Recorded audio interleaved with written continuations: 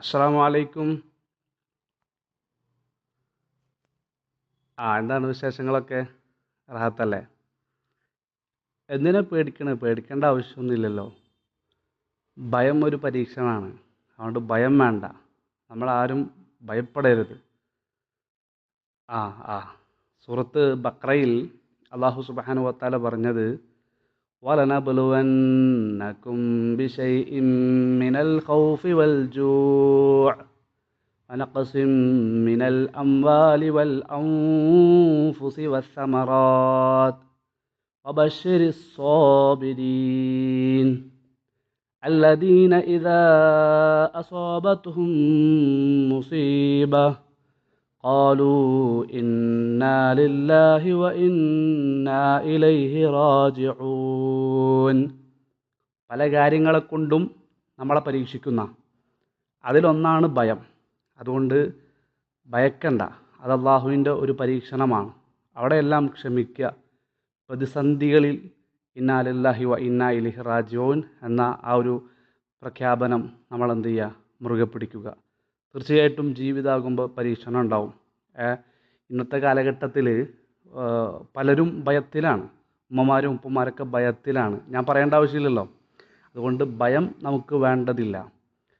അല്ലാഹു സുബ്ഹാനഹു വ തആല തീരുമാനിച്ചത് മാത്രമേ ലോകത്ത് സംഭവിക്കുകയുള്ളൂ. നമ്മൾ 50 കൊല്ലം ജീവിക്കണമെന്ന് അല്ലാഹു തീരുമാനിച്ചിട്ടുണ്ടെങ്കിൽ നമ്മളൊരു ചുക്കും ചെയ്യാൻ ഒരാൾക്കും സാധിക്കില്ല. മനസ്സിലായോ? 50 കൊല്ലം നമ്മൾ ജീവിക്കണമെന്ന് അല്ലാഹു തീരുമാനിച്ചിട്ടുണ്ടെങ്കിൽ നമ്മൾ ഒരു രോമത്തിൽ തൊടാൻ പോലും എന്ത് ചെയ്യില്ല, ഒരാൾക്ക് സാധിക്കില്ല. അതുകൊണ്ട് അല്ലാഹുവിൻ്റെ ഖദാ ഖദറിലുള്ള വിശ്വാസം നഷ്ടപ്പെടുത്താതെ നമ്മൾ എന്ത് ചെയ്യുക? ജീവിക്കുക. ഓക്കെ. മുസ്ലിം ഉമ്മത്തിനെ കുറിച്ച് നബി സല്ലല്ലാഹു അലൈഹി വസല്ലം പറഞ്ഞല്ലോ, ഏറ്റവും ഉത്തമ സമൂഹം സ്വഹാബത്ത്, ഖൈറുന്നാസി ഖർനി, എൻ്റെ ഉമ്മത്ത്, എൻ്റെ കൂടെ ജീവിച്ച സ്വഹാബത്ത്, അത് കഴിഞ്ഞ താബിഈങ്ങൾ, അത് കഴിഞ്ഞ തബഅത് താബിഈങ്ങൾ. അപ്പോൾ ഓരോ തലമുറ ഇങ്ങനെ കഴിഞ്ഞു വരുമ്പോഴും എന്ത് ചെയ്യാണ്, ഇസ്ലാമിൻ്റെ മുസ്ലിങ്ങളുടെ അവരുടെ പവർ ഇങ്ങനെ കുറഞ്ഞു കുറഞ്ഞു വരികയാണ്. അവസാന നാളാകുമ്പോൾ മലവെള്ളപ്പാച്ചിലിൽ ഒഴുകി വരുന്ന ചീഞ്ഞളിഞ്ഞ ചണ്ടികളെപ്പോലായിത്തീരുന്ന അന്ന് അവരുടെ ഹൃദയം നിറയെ പേടിയായിരിക്കും.